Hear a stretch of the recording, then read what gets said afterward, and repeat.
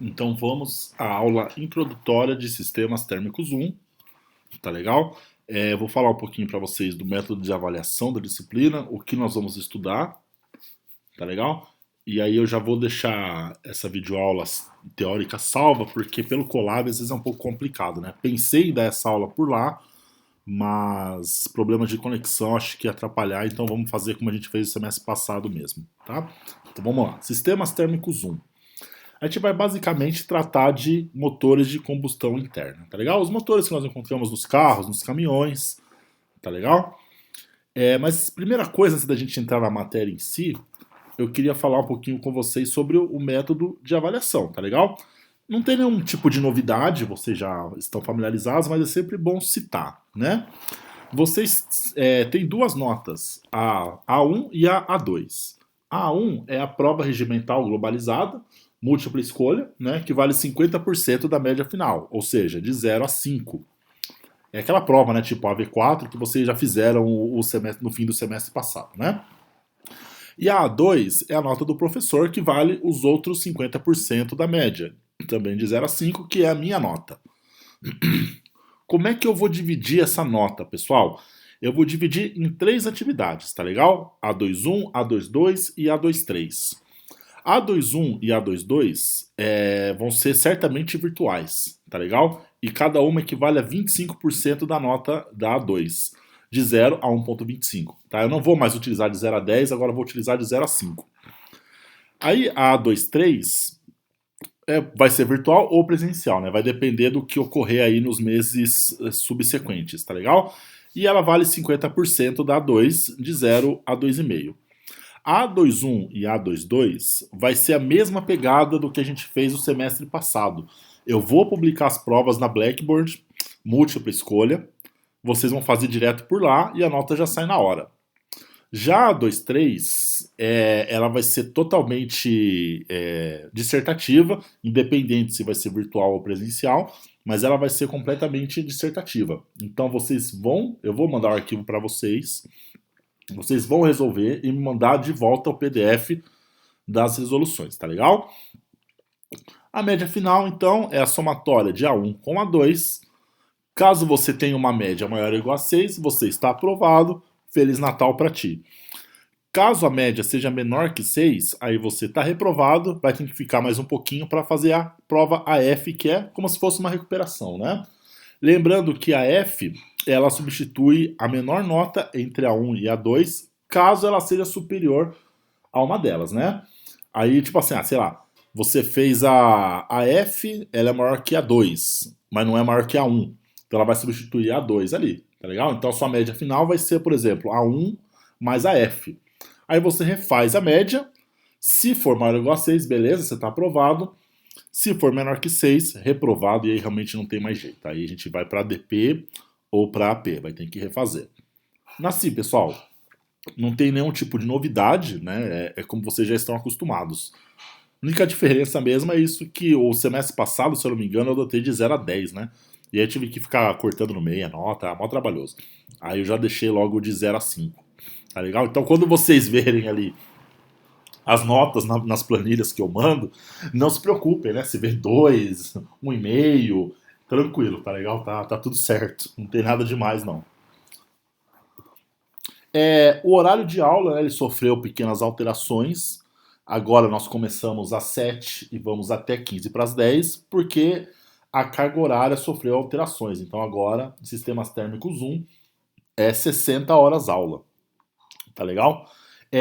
Eu vou postar a teoria, aula teórica com antecedência, provavelmente não pelo YouTube, porque eu estou utilizando imagens e tal, que não foi o que fiz. Então eu vou utilizar o meu próprio computador como servidor ali, né? Faço o link e compartilho com vocês. Mas vocês terão acesso a essa aula antes do horário do Colab mesmo. Eu acho que funciona melhor. Eu fiz uma experiência com Colab hoje cedo, né? Eu estou gravando essa aula para vocês no dia da aula mesmo, dia 18 de agosto. Eu fiz um Colab hoje cedo com o pessoal de cálculo, às 8 da manhã. Tentei fazer aula live, né? E eu sinceramente não gostei da experiência, ficou muito ruim, problemas de conexão, a imagem também não ficou legal. Então, assim, vamos tentar retomar o esquema que eu fiz antigamente com vocês ali, postando com antecedência. Provavelmente não pelo YouTube, porque dá trabalho ficar subindo o vídeo e tal. Então, mas vocês terão acesso com antecedência. Então é o que é o mais importante, tá?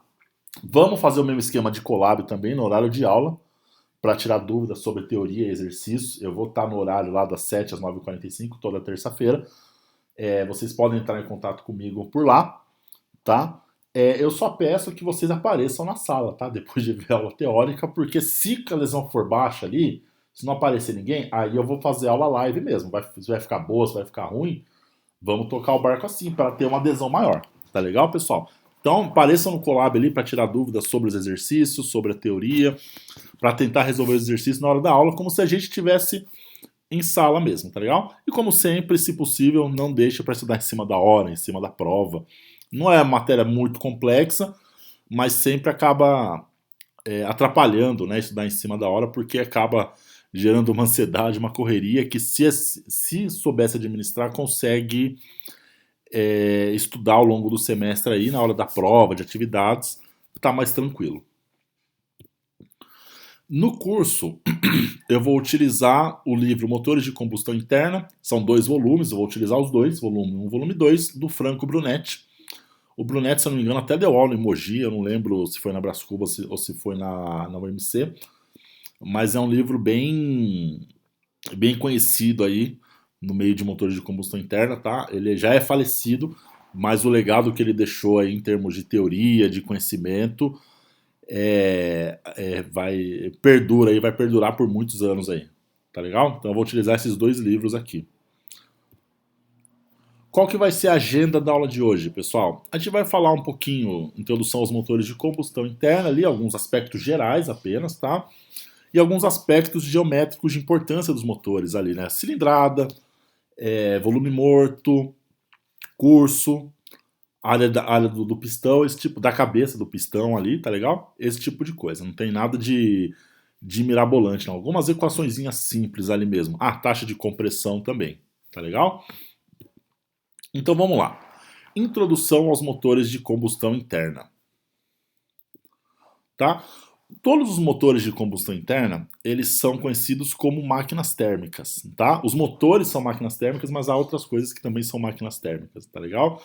Máquinas térmicas nada mais são do que dispositivos que transformam calor em trabalho, tá? Quando eu estou falando de um motor de combustão interna, da onde que vem esse calor, né? Como é que ele é produzido?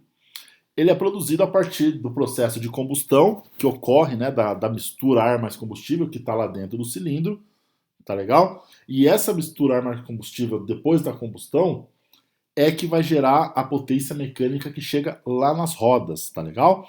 Então, esse aqui é o esquema termodinâmico de uma máquina térmica geral, tá legal? Então, olha só, existe uma fonte quente e existe uma fonte fria.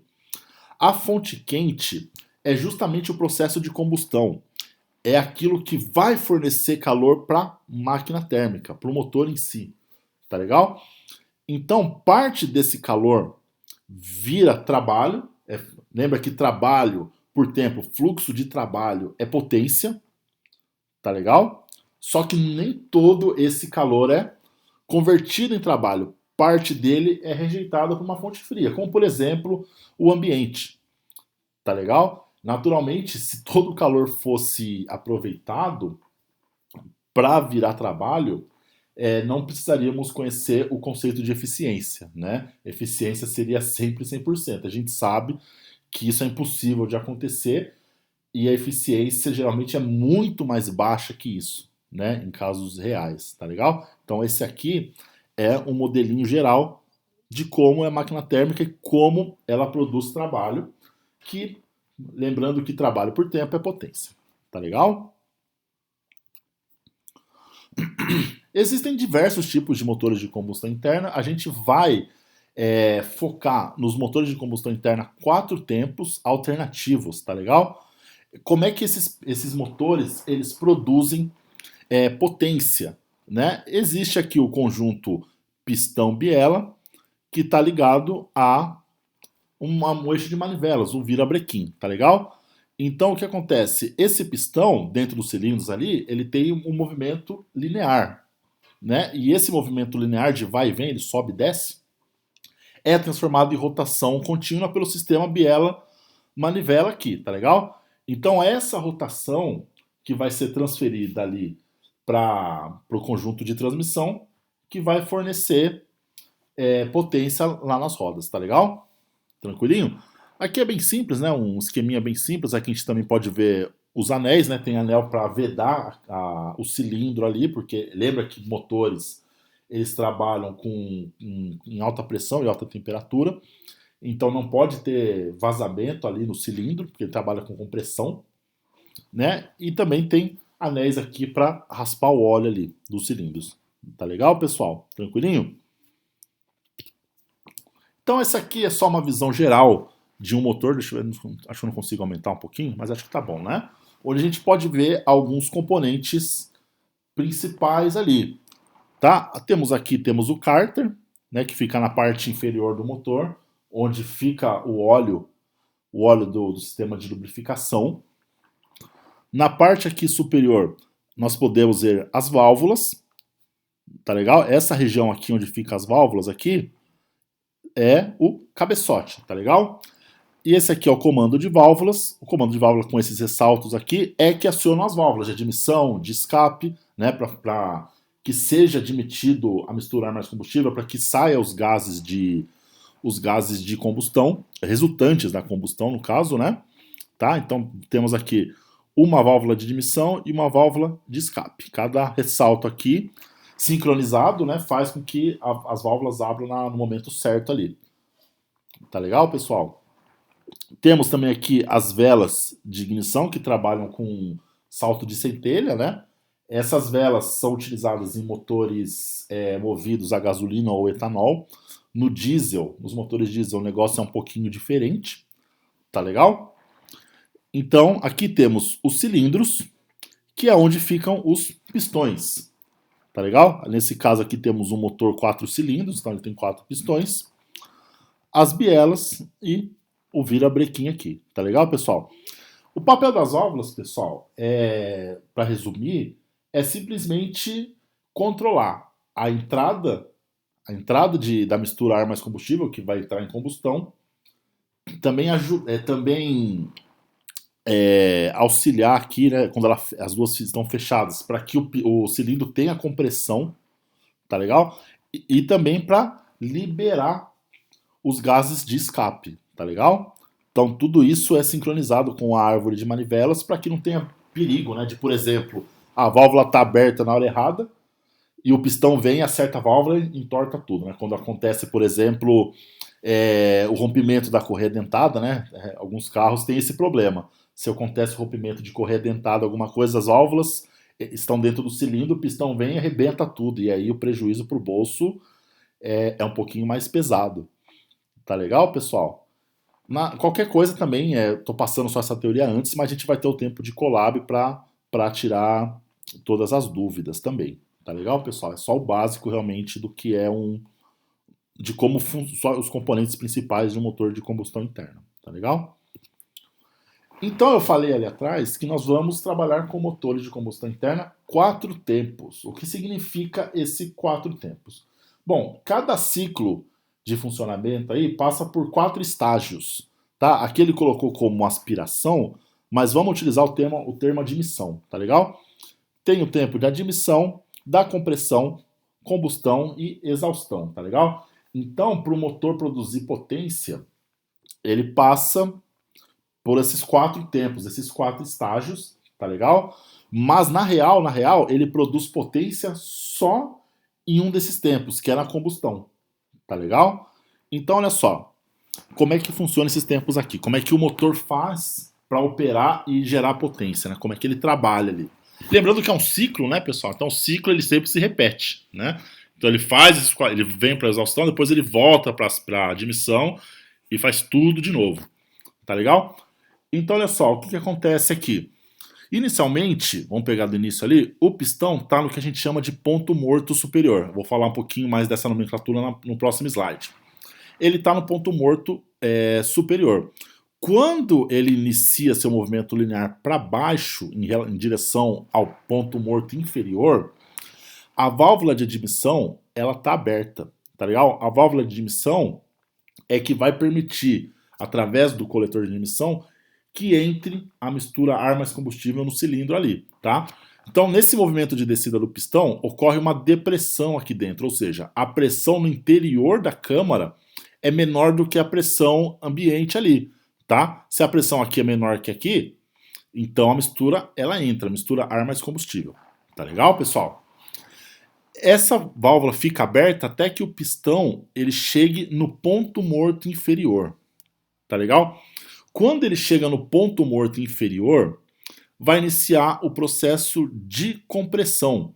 Nesse momento, ambas as válvulas estão fechadas. Tá legal? E aqui tem os anéis também que vão vedar o cilindro. Então o que acontece? Quando o pistão voltar a subir, a mistura não tem para onde sair. Se ela não tem para onde sair, então ela vai ser o quê? Ela vai ser comprimida, tá? Ela vai sofrer um processo de compressão. Isso é extremamente importante para que a combustão ocorra a contento, tá legal? Para que o motor produza potência, ele precisa trabalhar com compressão. Ele precisa trabalhar com alta pressão e alta temperatura, tá? Então, o pistão sobe e comprime a mistura ar mais combustível, tá legal? Quando o pistão chega aqui novamente numa certa região, ocorre o salto da centelha da vela. Lembrando que no momento que a mistura está comprimida, eu vou ter o quê? Eu vou ter já alta pressão e alta temperatura ali. Quando eu tenho o salto da centelha da vela ali, inicia-se o processo de combustão. Nesse momento, a pressão e a temperatura aumentam ainda mais. Tá legal? Então, o que acontece? Esse aumento de pressão aqui vai forçar um processo de expansão aqui dentro dos gases resultantes ali, que vão empurrar o pistão de volta para baixo para o ponto morto inferior, tá legal? É nesse coice aqui, diríamos assim, que eu tenho a geração de potência, tá legal? É onde eu tenho a geração de potência mesmo. Então, o pistão expande até o ponto morto inferior, num processo rápido, né, lógico. E aí o que acontece? Aqui dentro, quando ele está aqui embaixo, eu tenho os gases de combustão, né, resultantes da combustão ali. Quando o pistão volta sobre o ponto morto inferior, a válvula de escape está aberta e a subida dele expulsa os gases de combustão para o coletor de escape, tá legal? Então, quando ele chega aqui em cima, de novo, a válvula fecha e temos a retomada aqui do processo, com a válvula de admissão abrindo, ele descendo e retomando o ciclo. Tá legal, pessoal? Qualquer dúvida, vocês podem me questionar durante o collab de hoje. Tá legal? Tranquilinho, pessoal? Então, isso que é um motor C4 tempos. Ele passa por um processo de admissão, compressão, combustão e exaustão para produzir a potência que chega ali nas rodas. Então, pessoal, vamos falar agora um pouquinho de alguns aspectos geométricos de importância quando falamos de motores de combustão interna. Eu já falei para vocês, né, ali atrás, o ponto morto superior, ponto morto inferior, mas o que é isso? O que significa isso aí?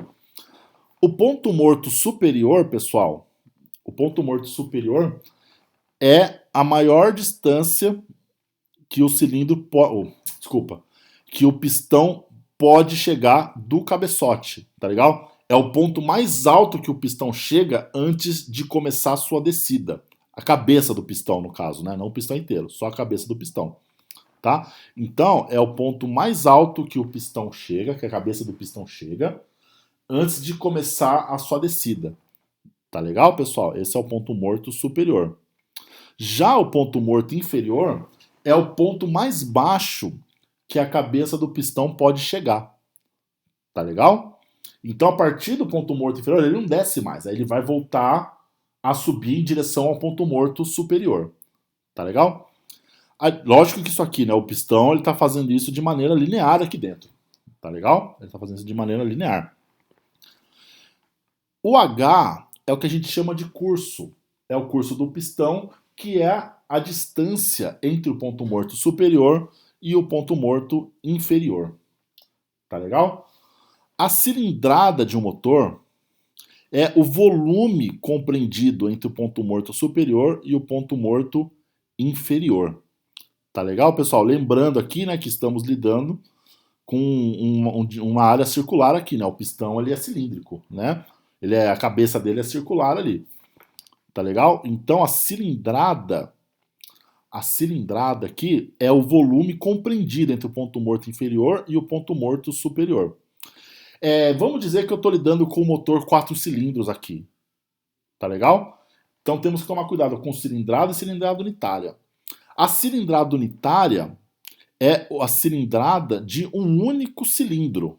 Tá legal? Então, estou vendo a cilindrada unitária de um motor 4 cilindros, é o volume compreendido entre o ponto morto inferior e o ponto morto superior entre um cilindro apenas. Se eu quero a cilindrada do motor, a cilindrada total, aí eu tenho que pegar a cilindrada unitária e multiplicar pelo número de cilindros, tá legal? Como é que é a cilindrada unitária, pessoal? Já que aqui é um cilindro, né? É a área do círculo, πd quadrado, o diâmetro do cilindro, dividido por 4, tá legal? Vezes, né, o curso, que seria a altura, né? Vai, digamos assim, vezes o número de cilindros ali. Então, essa é a cilindrada total. Tá? É aquela coisa que você vê no motor, o motor é 1.6, 2.0, tá legal? Isso é a cilindrada, 1.600 centímetros cúbicos, 2.000 centímetros cúbicos, tá legal? Então lembre-se, cilindrada unitária é a cilindrada de um cilindro só. Cilindrada é a cilindrada unitária vezes o número de cilindros do motor. Tá legal, pessoal? Tranquilinho? Agora, tem que tomar cuidado com uma coisinha aqui, ó, pessoal. Veja que o ponto morto superior, aqui tá acho que está em inglês alguma coisa aqui, eu acabei não mudando, mas aqui seria o PMI e aqui seria o PMS. Tá legal, pessoal? Veja que é o volume, não é o volume total, é o volume compreendido entre o ponto morto inferior e o ponto morto superior. Tá legal? Então, a cabeça do pistão chega até aqui, ó. Tá? Chega até aqui. Esse espaço aqui que fica entre a cabeça do pistão e as válvulas é o volume da câmara de combustão, tá legal? Então, ele tá aqui para cima, ó, tá aqui para cima. Tá acima do ponto morto superior. É o volume da câmara de combustão ou volume morto, tá legal? Quando eu estou falando de volume total do cilindro, de um único cilindro, aí é o seguinte, é a cilindrada unitária mais o volume morto ou volume da câmara de combustão. Tá legal? Que é esse volume aqui, ó, o volume da câmara de combustão. Tá legal? Então tem que tomar cuidado para não confundir cilindrada com volume total. A cilindrada é o volume compreendido entre os pontos mortos. Ponto morto inferior e superior. Já a cilindrada total é o volume entre a cabeça do pistão no ponto morto inferior até as válvulas aqui, tá certo? Tranquilinho, pessoal? De boa? Então tem que tomar cuidado com isso aí. Aqui eu coloquei só um resumo disso que eu falei no slide anterior, tá legal? Do que é PMS, o que é PMI, o que é o curso, o volume da câmara de combustão, o volume total, cilindrada unitária. Pessoal, nesses aspectos geométricos, a gente vai trabalhar com centímetros, tá legal? Então vai calcular a cilindrada unitária, a gente vai ter que trabalhar com centímetros cúbicos. Tá legal? A não ser que de repente no exercício eu peça explicitamente para calcular. Por exemplo, calcula a cilindrada em litros. Tá legal? Por exemplo, 2 litros é a mesma coisa que 2.000 centímetros cúbicos. 1,6 é a mesma coisa que 1.600 centímetros cúbicos. Tá legal, pessoal? Temos também o que? A taxa de compressão, que também é um parâmetro de extrema importância quando eu estou falando de motores de combustão interna. Tá legal? Aqui, ó, aqui eu tenho o volume total, tá? O cabeçote está aqui, ó. Aqui eu tenho o volume total. A taxa de compressão é simplesmente a relação entre o volume total, tá legal? E o volume morto aqui. O volume que sobra, né? Que o volume morto, o volume da câmara de combustão, é o volume que sobra quando o pistão está lá no ponto inferior e no ponto morto superior. Sobra um pouquinho, que é o volume da câmara de combustão ali. Então, quantas vezes esse espaço foi reduzido? Tá? Essa que é a ideia da taxa de compressão. Quantas vezes o volume total foi reduzido?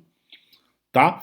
Então é normal vocês acharem ali, por exemplo, 8 para 1, 9 para 1, 10 para 1. Então, por exemplo, 10 para 1, o volume total foi reduzido 10 vezes quando o pistão chegou aqui no ponto morto superior. Tá legal, pessoal? Lembrando que taxa de compressão, ela é uma razão, tá? Então ela não tem unidade, ela é adimensional. Então, matematicamente, olha só, eu posso expressá-la de duas maneiras, vamos dizer assim. A taxa de compressão é a relação entre o volume total e o volume morto, tá? Uma fração simples aqui. Porém, eu já sei que o volume total, né, o volume total aqui, o que, que ele é? É a cilindrada unitária mais o volume da câmara de combustão, né? Tá certo? Então eu posso reescrever essa equação com esse termo aqui. Então, taxa de compressão é cilindrada unitária mais volume morto dividido pelo volume morto. Vou separar aqui os termos só para ficar mais fácil. Naturalmente, esse cara vai virar 1, né?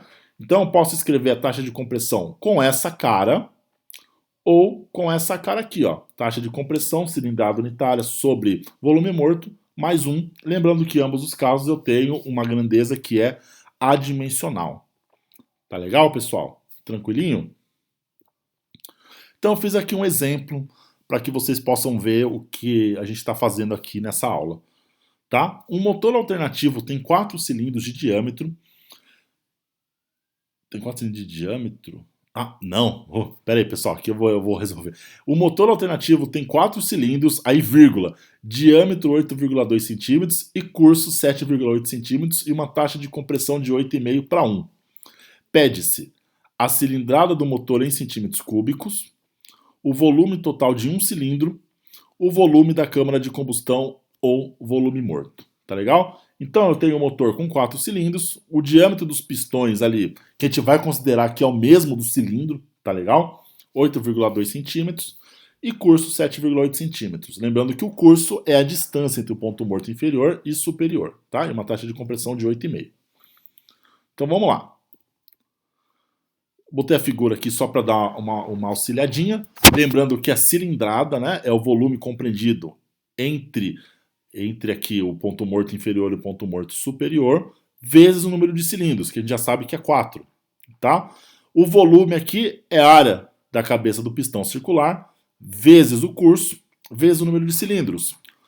Π vezes o diâmetro dos cilindros, que é 8,2 ao quadrado, dividido por 4, vezes o curso de 7,8, vezes o número de cilindros, que é 4. Aqui, então, eu vou achar uma cilindrada de 1.648 centímetros cúbicos. Tá legal, pessoal? Taxa de compressão, para calcular, vou calcular o volume morto, tá?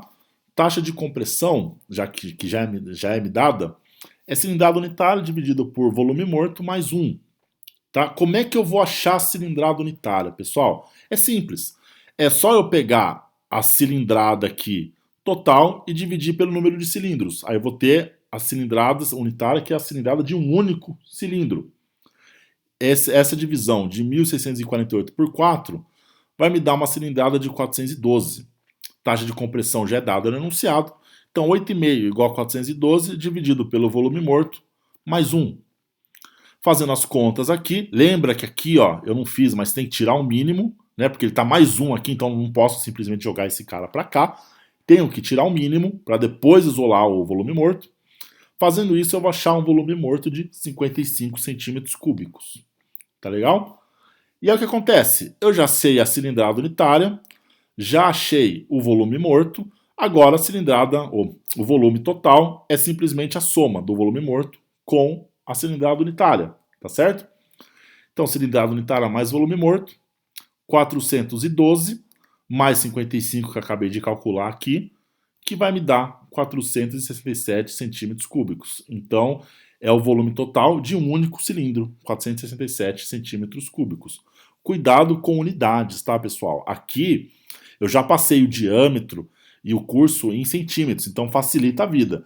Agora, fiquem muito espertos para, de repente, né, não tá em milímetros ali, 1 centímetros, ou às vezes em metros, só de sacanagem ali. Tem que fazer as conversões antes de sair fazendo conta, tá legal? Então fiquem atentos a isso aí. Tá legal, pessoal? Tranquilinho? Eu vou passar também para vocês uma lista de exercícios. Acho que tem 3 exercícios só, é bem tranquilinho. Tá legal? Acho que vocês não vão ter problema para resolver, mas eu espero vocês no Colab hoje para que nós tiremos as dúvidas da teoria. Vamos falar um pouquinho mais sobre motores também. E vocês tenham tempo para resolver esses exercícios ainda hoje. Tá legal, pessoal? Então, agradeço vocês por mais uma aula aí. A gente se vê mais tarde.